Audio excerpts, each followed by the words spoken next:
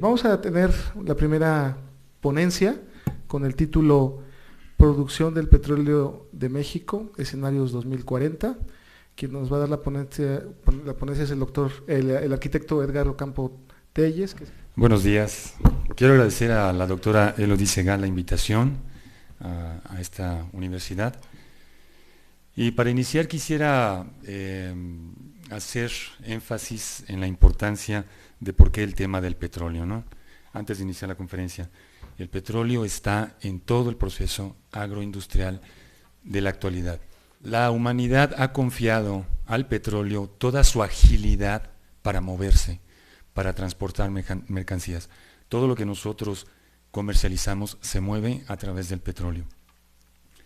Finalmente, la humanidad ha confiado en el petróleo toda su habilidad para producir herramientas y máquinas.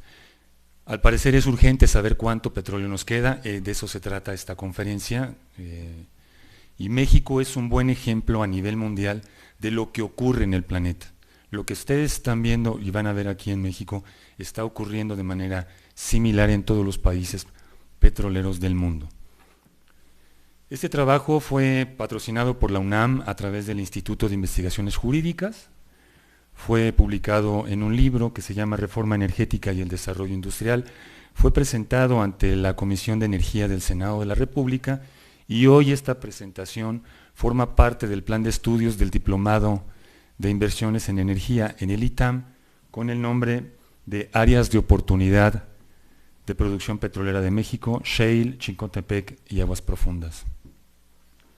La presentación estará dividida en dos partes, me voy a ir muy rápido para poderla abarcar. La primera es propiamente el estudio sobre México y los escenarios. La segunda parte es una breve análisis sobre el mercado internacional del petróleo para ver cómo entra México a jugar ahora no como exportador, sino como importador de petróleo. Las componentes de análisis del trabajo sobre México y sobre los escenarios están basadas en el diagnóstico de las provincias petroleras que hoy están en producción. 2. El análisis del potencial de lo que se está anunciando como nuevas áreas de oportunidad para el desarrollo de la explotación petrolera en México. No sé si han oído hablar de que México tiene un tesoro escondido en aguas profundas. Esas son las nuevas áreas de oportunidad. Y las áreas de shale o fracking también son nuevas áreas de oportunidad. Vamos a trabajar extrapolando los índices del desempeño a nivel mundial en donde se tienen las mejores prácticas de explotación petrolera para ver cómo podemos esperar lo que va a ocurrir en México. Haremos un análisis de las tendencias estructurales que se están presentando en la explotación de petróleo. Ya no es lo mismo explotar petróleo como lo hacíamos hace 100 años. Y finalmente vamos a hacer un análisis de coyuntura de qué es lo que está ocurriendo en la industria petrolera internacional. Esta es una gráfica que muestra la acumulación de descubrimientos año con año. Es una gráfica que va de 1910 en el sentido horizontal hasta el 2010 y en el sentido vertical tenemos 2.000 millones de barriles de reserva probada, 4.000, 6.000, etc. Y como vemos, las acumulaciones de los grandes descubrimientos en México ocurrieron en 1980. A partir de ahí, hemos encontrado cada vez yacimientos más pequeños y nos cuesta más trabajo localizarlos.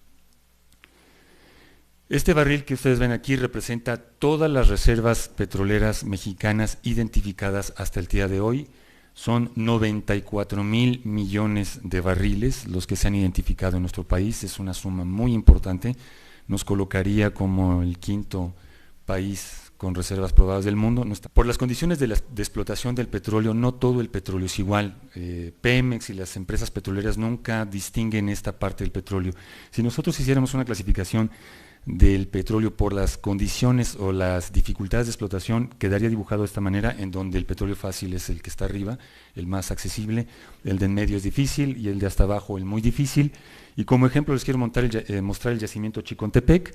Allá por Poza Rica se descubrió un enorme yacimiento en 1926, pero no lo pudimos explotar. Es muy complejo, no tiene productividad, no tiene presión, tiene todas las dificultades técnicas de la industria petrolera están ahí. Lo hicimos a un lado y lo dejamos 80 años abandonado y nos dedicamos a explotar otras áreas petroleras de México, como el sureste, en Tabasco, y el Golfo de México. Y recientemente, hace 10 años, empezamos a explotarlo. Y todavía las dificultades nos hacen no poder desarrollar una producción importante en este yacimiento. ¿Cuánto petróleo nos queda de este barril? Esto es lo que nos queda. Hemos sacado del subsuelo mexicano, en más de 100 años de explotación petrolera, 57,000 millones de barriles.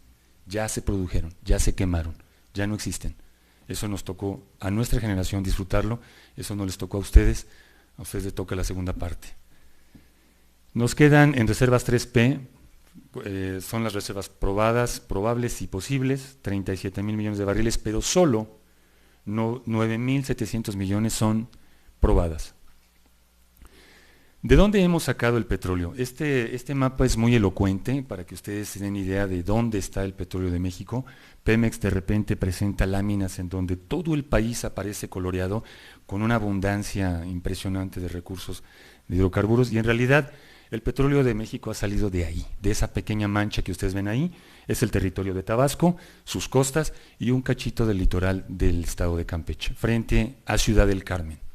Y la otra parte salió de la cuenca Tampico-Misantla, que es el norte de Veracruz y el sur de Tamaulipas. 47,800 millones de barriles salieron de las cuencas del sureste, es decir, el 84% del petróleo salió de ahí, y el 11% salió de la cuenca Tampico-Misantla. No hay más.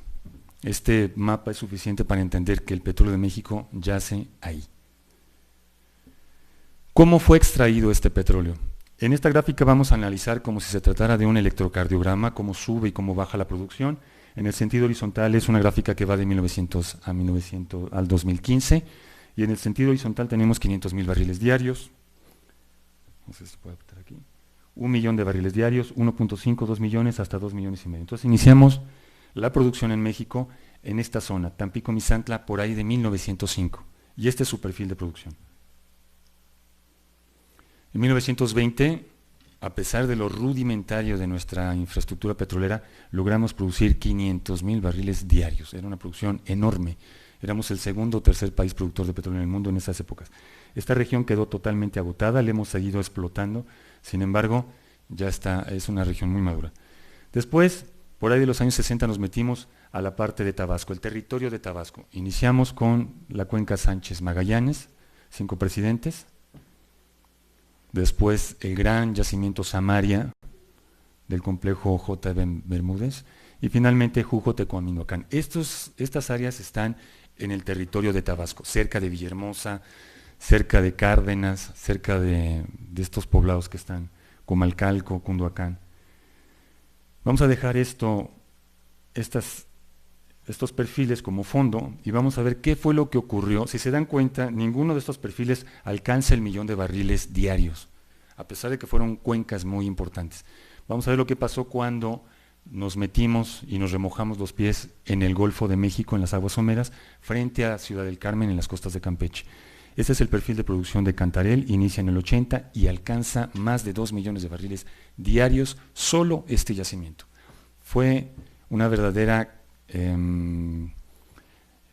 peculiaridad geológica del planeta. El segundo yacimiento más grande del mundo llegó a su pico de producción en el 2004 y se ha desplomado hasta producir hoy unos 70,000 barriles diarios. Junto al yacimiento Cantarell tenemos el perfil de producción de Apcatum-Polchuk. Estos dos yacimientos, si se dan cuenta, estas dos regiones se explotaron a partir de 1980, rápidamente inició la producción. En esa misma zona encontramos un yacimiento que se llama Kumalopsap, pero como es petróleo pesado, petróleo de difícil explotación, lo dejamos. Lo iniciamos a explotar en los 80, pero no subió hasta el 2005, que inició el desarrollo de este yacimiento. Y actualmente lo tienen estabilizado en una producción diaria de 850,000 barriles al día. Junto a estos 3 yacimientos, igual en aguas someras, en el litoral de Tabasco, encontramos la región de crudo ligero marino, o litoral Tabasco, y este es su perfil de producción. ¿Dónde están las reservas probadas de México? Esta es una tabla de las reservas probadas de México que la SEC, la Security Exchange Commission de los Estados Unidos, valida a la CNH, Comisión Nacional de Hidrocarburos, y esto representado gráficamente indica que el 90% de las reservas probadas de nuestro país están en Tabasco y en el litoral de Tabasco. y el 10% están en la cuenca Tampico-Misantla. Las reservas probadas son aquellas que se pueden recuperar con un 90% de certidumbre con la tecnología actual y los precios actuales del petróleo. Vamos a las reservas 3P, las reservas probables, con un 50% de certidumbre de ser recuperadas, y las reservas posibles, que es con un 90% de incertidumbre de que sean recuperadas. Esta es una tabla de Pemex.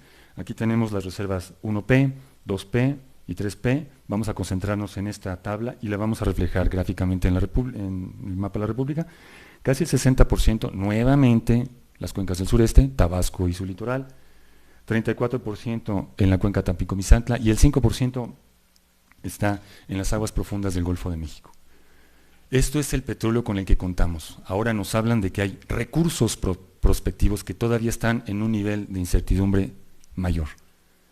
¿Qué es lo que está en esta columna de aquí? Representado gráficamente en nuestro mapa de la República, el 30% está en las cuencas del sureste, 5% en Tampico-Misantla, y el 53% está en las aguas profundas del Golfo de México. Y finalmente el petróleo no convencional, aquel petróleo que solo se puede extraer con métodos del fracking, fracturación hidráulica. Estas son más o menos las áreas que están comprometidas y reflejadas. El 57% están en Tampico-Misantla y el gas está en Sabinas y en Burgos. Es básicamente las reservas. Se identifican 4 grandes áreas de oportunidad para la nueva era petrolera de nuestro país. Son 4 áreas de oportunidad. La primera es las cuencas del sureste, Tabasco y su litoral, Tampico-Misantla, aguas profundas. En las aguas profundas solamente van a entrar las grandes petroleras internacionales asociadas con Pemex y con grandes empresas mexicanas con pequeña participación. Y el shale. Este es el resumen de las reservas. Esta parte es la que es probada y esta es la que es 3P. Lo demás son proyectos, digamos, prospectivos. Iniciemos ahora, para entender qué es lo que va a ocurrir en México a futuro, nosotros tenemos que fijar índices de productividad. Estos son los índices de productividad a nivel mundial, donde están las prácticas más avanzadas de la tecnología petrolera. En primer lugar está Inglaterra con una capacidad de producir 260,000 barriles diarios por cada 1,000 millones de reservas que ellos logran incorporar como probadas. México está bien ubicado aquí. Yo no sé por qué critican tanto a Pemex, si Pemex es una buena empresa.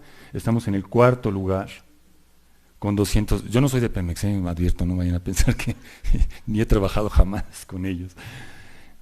Dentro de Pemex me refiero. 230,000 barriles diarios por cada 1,000 millones de reservas que nosotros incorporamos como probadas. Este índice es el que define cómo vamos a plantear los escenarios a futuro. De repente hay empresas o agencias que dicen que vamos a tener escenarios de producción altísimos y no toman en cuenta estos índices que son básicos. Cuando un director técnico les dice que va a hacer un equipo de fútbol y les va a traer un centro delantero de 4 metros, no le vamos a creer, ¿no? No existen delanteros de 4 metros. La altura máxima de una persona es de 2,20, 2,10, 2,30, ¿no? Ocurre lo mismo en la productividad. Lo más avanzado está aquí en Inglaterra y en Noruega, son 250,000 barriles diarios por cada 1,000. Estos son índices que son obligatorios tomarlos en cuenta, que muchas agencias no toman en cuenta. Balance de la producción general de México. En esta gráfica vamos a ver cómo se comportó la producción de México desde 1960 hasta el 2015, y en el sentido vertical tenemos 1 millón de barriles diarios, 2 millones, 3 millones. Iniciamos en 1960 con menos de 1 millón de barriles diarios, rápidamente llegamos a más de 3 millones de barriles y en el 2004 nuestra producción se empezó a desplomar y se desploma desde entonces. No hemos podido volver a levantar nuestra producción. ¿Cómo es el balance de esta producción? En el 2015... el balance de la producción estaba recargada sobre el gran yacimiento, el último que nos queda, Kuma-Lopsab, 37. Yo hice una actualización recientemente para esta gráfica y ahora en el 2007 resulta que el peso de este yacimiento es aún mayor porque todos los demás están declinando. Kuma-Lopsab ya representa el 43% hoy. La caída de Kuma-Lopsab, el declive que se espera, lo representé con esta línea punteada y nos llevaría hacia el 2020 a una producción de menos de 2 millones de barriles al día. Este es un análisis a detalle de las cuencas del sureste. Este es el estado de Tabasco, colinda con Campeche, una parte de Veracruz, una parte de Chiapas, y son 3 cuencas fundamentales, son la salina del Istmo, Pilar Acal Reforma y la cuenca Macuspana-Muspac, y lo más importante está ahí. Esta es la maciza todavía que nos queda. El 70% de las reservas probadas del país están aquí, en Cumalopzap, Cantarell y el resto de los yacimientos que se encuentran por ahí. Este es un análisis del declive que se espera de Cumalopzap, el último gran yacimiento que aún tenemos en producción con 850,000 barriles diarios. Este estudio lo hizo un equipo de técnicos petroleros mexicanos, y esta gráfica la extraje de esa presentación para que vean ustedes que la estabilización que tenemos de este yacimiento llega hasta el 2017, y a partir de ahí inicia una pendiente importante de declinación. Hacemos un close-up, un acercamiento hacia esta área, y en 4 años vamos a perder 500,000 barriles diarios de producción, que es difícil compensar con nueva producción. Nuevos proyectos para levantar 550,000 barriles diarios es muy complicado. Esta es la curva de producción de Cantarell, que va de 1990 hasta el 2016. Como vemos, alcanzó su pico de producción en 2004 y de ahí se desplomó.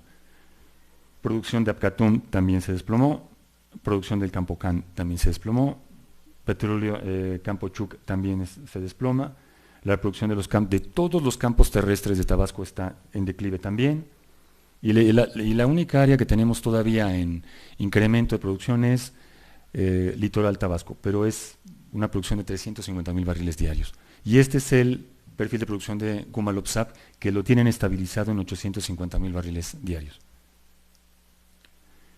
La segunda área de oportunidad es la cuenca de Tampico-Misantla, por ahí por donde está Poza Rica, el norte del estado de Veracruz, donde encontramos el gran yacimiento Chicontepec, descubierto en 1926, volumen original de reservas de 137,000 millones de barriles. Eso es una cantidad enorme de petróleo, pero está dañado geológicamente este yacimiento.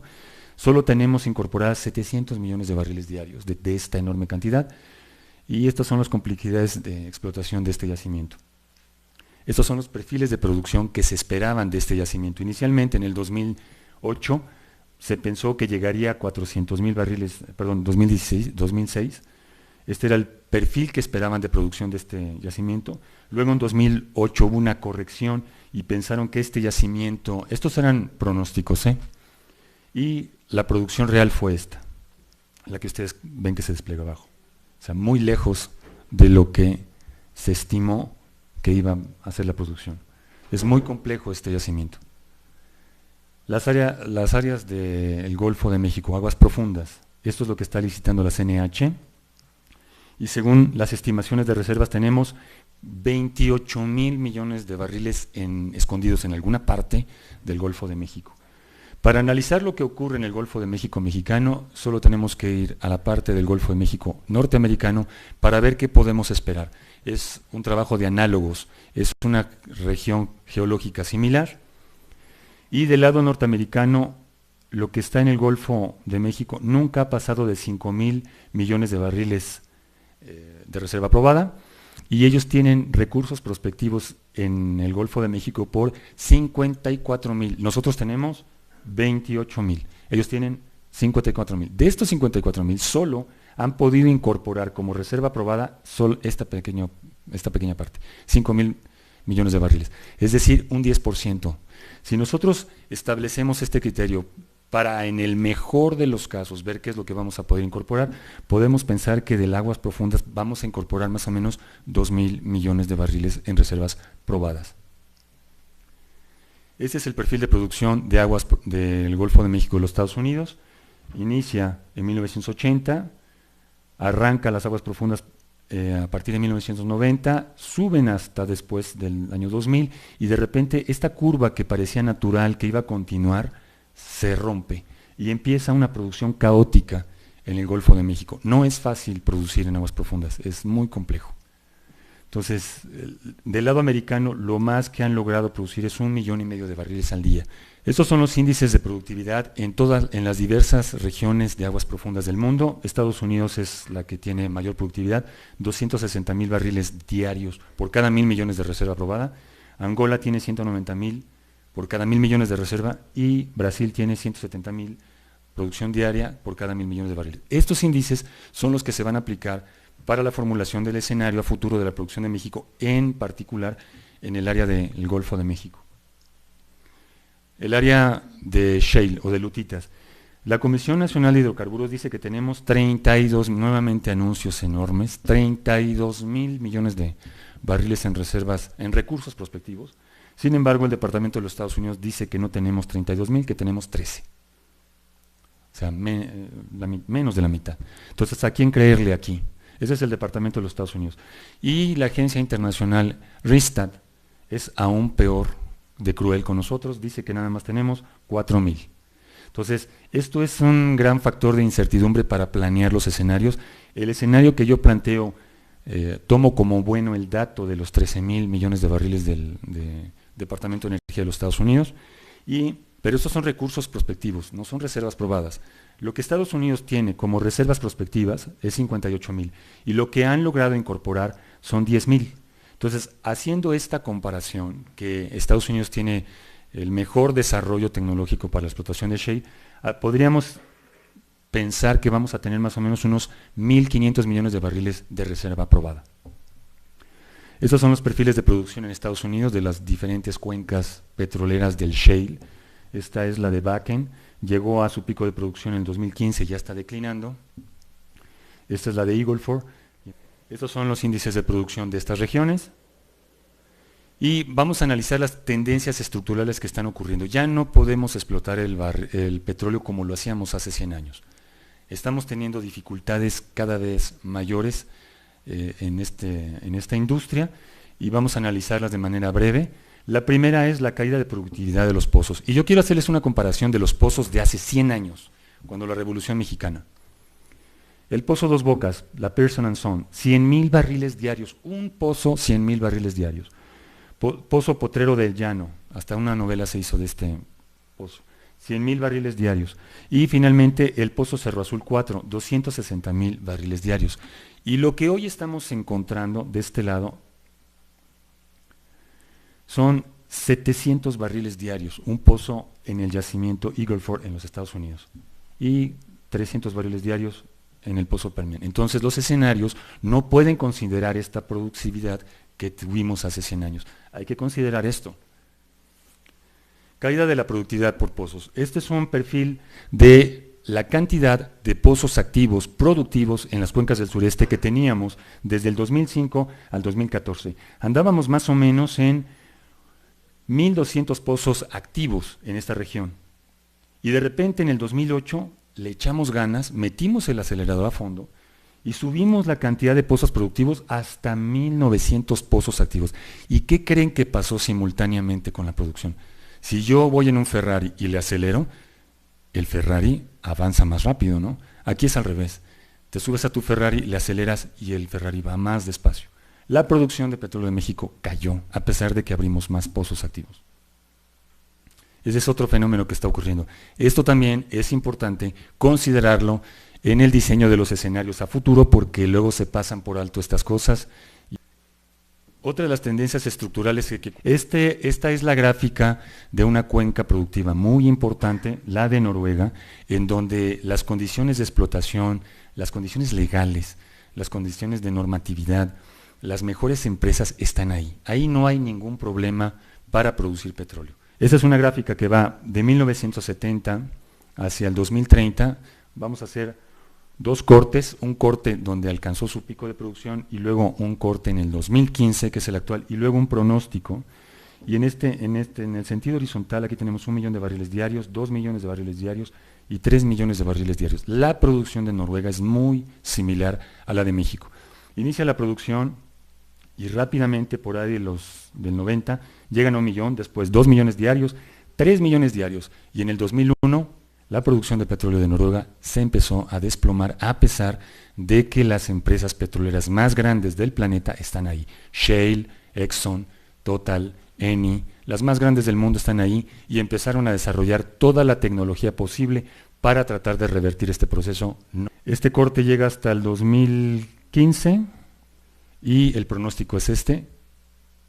Va a continuar declinando la producción de Noruega.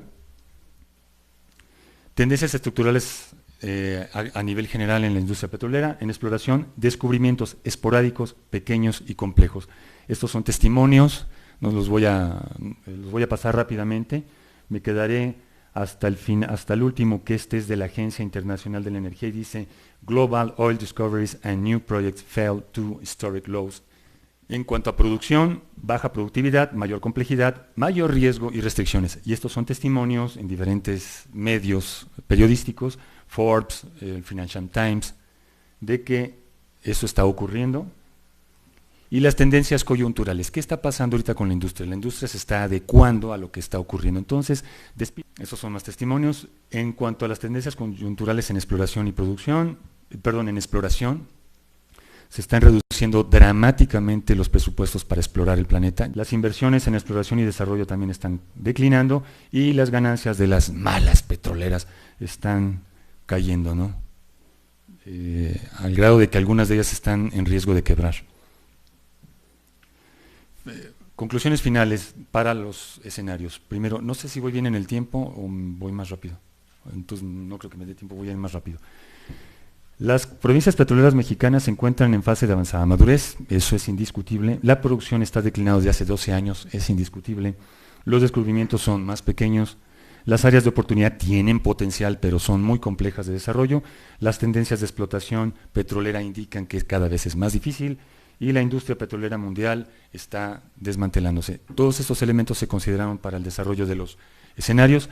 Esta es la fundamentación del escenario alto. No me voy a detener aquí porque no me va a dar tiempo. Es importante esto, pero no me va a dar tiempo. Esta es la tabla de fundamentación del escenario bajo. Y aquí vamos a describir la gráfica de lo que actualmente está en producción. Inicia su producción en 1960, ya son todos los yacimientos superpuestos. Alcanzamos los 3.4 millones de barriles como Noruega, y después nuestra producción, ¿qué pasó? Empezó a caer. Hacemos un corte al 2015 y lo que sigue es esto. A pesar de la reforma energética, nuestra producción petrolera actual va a declinar. Fundamentalmente porque esta parte, que es Kumalopsap, se va a desinflar rápidamente. Vamos a ver lo que podemos hacer con las áreas de oportunidad que se van a desarrollar. Este es el escenario alto. Esta es la producción de las reservas prospectivas en las cuencas del sureste, Tabasco y su litoral. Este es Chicontepec, la zona de Tampico-Misantla, aguas profundas y el shale. En el mejor de los casos, si las cosas salen bien, México podría remontar su producción a 2,5 millones y después inicia su declive definitivo. ¿Cómo entra México? Vamos a la segunda parte. Hasta aquí llegó México. Vamos a analizar las reservas del petróleo del mundo, y estos 5 países tienen esta cantidad de reservas e implica el 63% de todo el petróleo probado del mundo. Si le sumamos estos otros 3 países, Kuwait, Emiratos y Rusia, que tienen esta cantidad de reservas, suman 80% de todo el petróleo del mundo. Si le sumamos estos otros 6 para llegar a 14, esas son sus reservas, y el 92% del petróleo del mundo está aquí. Sí, México está aquí, en la posición número 17, tenemos reservas con un ratio de unos 12 o 13 años. Y esto es lo que queda de petróleo en el planeta. La suma de todo el petróleo probado del planeta, esta es una tabla del Departamento de Energía de los Estados Unidos, dice que son 1.6 millones de barriles de petróleo. Eso es lo que queda en el planeta. Consumo mundial de petróleo. El mundo consume 92 millones de barriles al día. 92. ¿Cuánto produce México hoy? 2 millones al día. ¿Cuántos Méxicos se necesitan para abastecer eso? 46. 46 Méxicos para abastecer. Si yo multiplico esta cantidad por 365 días al año, el mundo consume 33,000, hasta los números se me hacen complicados, que equivalen a las reservas de Nigeria. O sea, si el mundo se pusiera a consumir solo las reservas probadas de Nigeria, en un año, ¡fum! Flit. ¿Cuánto tiene? ¿En qué lugar está Nigeria? Voy a regresar rápidamente. Nigeria en el 10. ¿Ok? Bueno, seguimos. Si yo multiplico esto por 10 años, son 336,000 millones de barriles. Ni Venezuela los tiene, y Venezuela está en el primer lugar mundial con reservas probadas de petróleo. Vamos muy rápido. Quiere decir que en 30 años el mundo va a haber agotado 1 millón de millones de barriles de petróleo al día. Eso hay que tenerlo en cuenta. Lo importante no es cuánto petróleo queda, sino a qué velocidad lo estamos consumiendo. Estamos consumiéndolo muy rápido. Esta es una gráfica, aquí les voy a hacer una gráfica de cómo hemos consumido el petróleo. Va de 1880, cuando inicia la producción petrolera mundial, hasta el 2035. Aquí son 1.000 millones de barriles, 2.000 millones, 2 millones de, las cantidades, 2 millones de barriles, 3, que es lo máximo de reservas probadas que han sido identificadas en el planeta. Iniciamos nuestro consumo en el siglo XIX, llegamos en el 2005 a 1 millón, ¡pum!, ya no los chutamos. El primer millón de millones se acabó, el segundo millón en 30 años. Ahí vamos a llegar. Y estamos aquí, estamos a la mitad. Entonces, si nosotros representamos, así como hicimos con México, todas las reservas probadas, identificadas en el planeta, en este barrilito, vemos que no todo el petróleo tiene las mismas facilidades de explotación, arriba es fácil, difícil. ¿Cuánto nos queda en el planeta? Esto es lo que nos queda en el planeta. Estos son los principales productores de petróleo del mundo, liderados por Rusia, Arabia Saudita y Estados Unidos, casi 10 millones de barriles cada uno. En estos 9 países está el 50% de la producción mundial de petróleo. Y en el consumo hay un desequilibrio extraordinario, liderado por los energívoros habitantes de los Estados Unidos, que casi consumen 20 millones de barriles al día. ¿Cuántos barriles produce México? 2. ¿Cuántos Méxicos se necesita para satisfacer el hambre energética de los americanos? 10 Méxicos. El 50% del consumo mundial está acaparado solo por 7 países. Es decir, estos países consumen 45 millones de barriles al día, todos los días. En 10 días, 450 millones de barriles. Y en 100 días, 4.500 millones de barriles. Yo hice este cálculo para que entiendan que esto es la mitad de las reservas probadas que hoy tiene México. En 100 días, ¡pum!, se acabaron. Consumo mundial de petróleo. Ya llegaron las renovables, ya llegó el carro eléctrico, ya no vamos a consumir petróleo. Esta gráfica es de la Agencia Internacional de Energía y muestra cómo va la salud del consumo mundial de petróleo. Y aumenta, aumenta y aumenta. Por más que nos demos de golpes y las energías renovables y la eólica y la solar, seguimos siendo dependientes del petróleo. Esta es una gráfica que indica a futuro lo que estamos esperando de la producción de petróleo. Vean cómo existe un declive muy pronunciado de lo que son crude oil producing fields, lo que actualmente está en producción, crude oil to be developed, o sea, el que vamos a desarrollar y con el que vamos a descubrir. Y este es el balance del consumo mundial. El papel del petróleo en nuestro consumo mundial es fundamental, 33%. De ahí el carbón mineral, 27%. 22%. El gas, 10% biomasa, y no es este recurso renovable. La biomasa es la manera tradicional en que muchas comunidades y mucha población, unos 2.000 millones de habitantes, queman madera para producir, para poder cocinar. Luego tenemos la nuclear, que aporta el 5% a nivel. ¿Dónde están las renovables? Es la hidroeléctrica, y aquí en este puntito, en esta rebanadita, están todas las renovables, y la mitad es geotermia.